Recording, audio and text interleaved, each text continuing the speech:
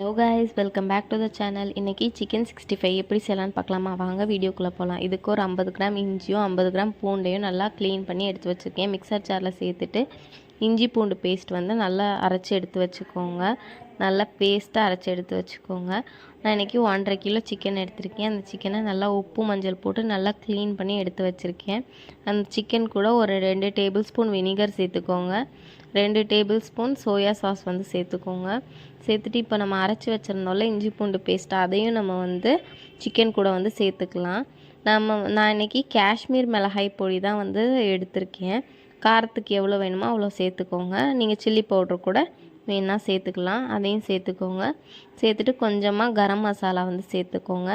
அது கூட நமக்கு தேவையான அளவுக்கு உப்பு வந்து சேர்த்துக்கோங்க. சேர்த்துட்டு நல்லா மிக்ஸ் பண்ணி விடுங்க. நான் இன்றைக்கி கலருக்காக கொஞ்சமாக கலர் பொடி சேர்த்துருக்கேன். நல்லா சேர்த்துட்டு எல்லா இடத்துலையும் பரகுற மாதிரி நல்லா மேரினேட் பண்ணுங்கள்.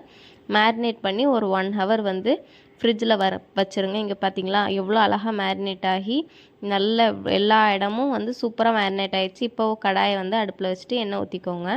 எண்ணெய் சூடான உடனே நம்ம சிக்கனை வந்து பொரிக்கிறதுக்கு எண்ணெயில் போட்டுடலாம். நல்லா பொரியணும். ரொம்ப டீப் ஃப்ரையும் ஆயிடக்கூடாது. ரொம்ப டீப் ஃப்ரை ஆயிடுச்சுன்னா ஹார்ட் ஆயிரும்.